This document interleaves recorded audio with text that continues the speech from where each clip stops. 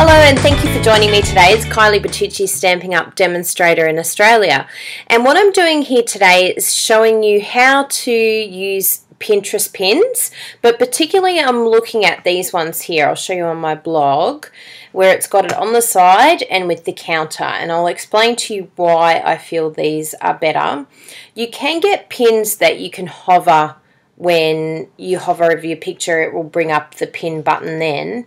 But I'll tell you why I feel that these are better and how you can actually set them up. Now, firstly, the reason why I think they're better is, one, we get to see some stats there for ourselves. So this is really exciting to see.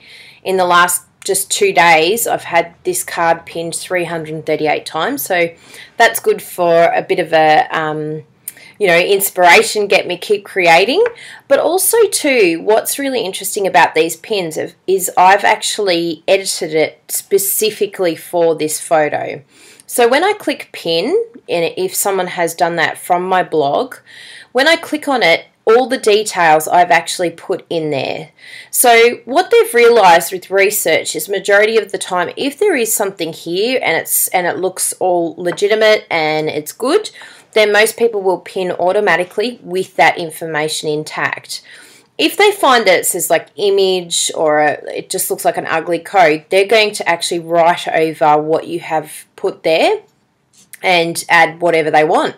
So they may not include your name, they may not include hashtags, ways that people would be able to find your card easier on Pinterest. So that's a really dangerous thing to allow other people to edit and to change. So we're hoping by telling that pin, this particular picture, exactly what we want to say, we're hoping that that will mean all that information will stay intact when they pin it to their boards.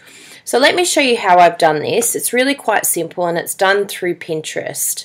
So if you click on Pinterest, and then you'll notice when you click on these little 3 dashes here, it's got businesses. So you click on that, then that will open up a few different tools and things that you can use. Now, one thing here is if you hover on the tools, it will actually be the first one on the top there, pin it button. So if we click on that, and I now have this saved because it has its own little link there, and then you just make pin it button. Now here it has all the information you need. It might seem a bit overwhelming at first, but let me just go through it step by step with you. So we want to pin a button.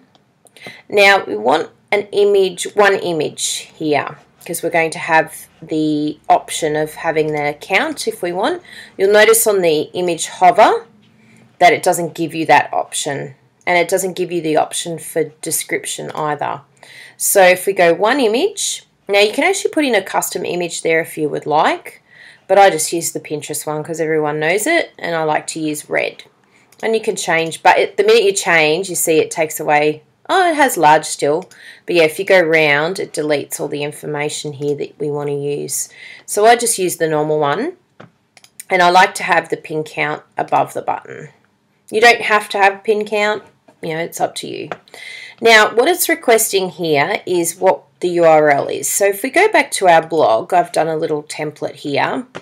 And I've done it the Pinterest pinning tutorial. So if I go to my links, it's actually an old one, so it'll probably have my old link, but that's okay. It'll help us for this purpose. So I'll take the permalink. You might not be on Blogger, but I'm sure that your blog will have a permalink situation if you're with WordPress. So you put that in there.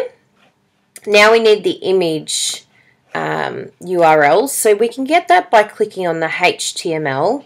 And you'll notice that there'll be a little code here with JPEG and HTTP. That's the picture URL. So we copy that and we're going to paste it in the image URL. Paste. Okay. Then the description is what I showed you before. So I always like to use my name, Kylie Bertucci, and then a description about what the card is. So in this particular card here, it was for the Global Design Project.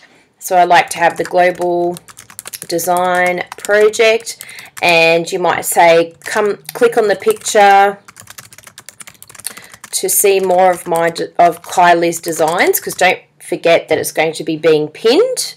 So you want it to be speaking in the third person, because it's going to hopefully go viral all over Pinterest.